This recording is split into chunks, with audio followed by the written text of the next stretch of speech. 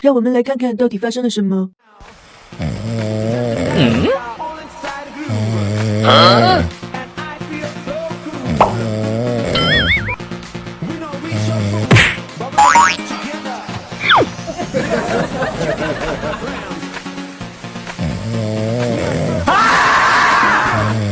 哎呦我的妈！这是我呀！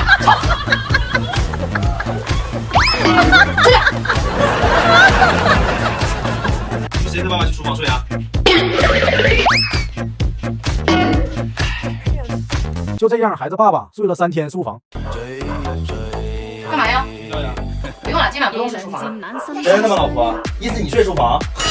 想多啦你！我给你准备了这个口袋呼吸机，专门治你的打鼾，而且小巧方便。以后回我妈家我就随身带着，这样我妈也不会嫌弃你了。我对你够好吧？老婆你真好。没事儿，拿你零花钱买的。Later.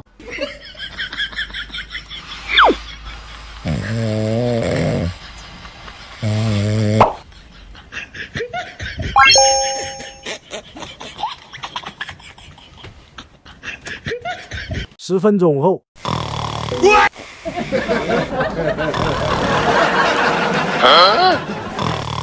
老妈，你也敢买口袋呼吸机？哎呦我的妈！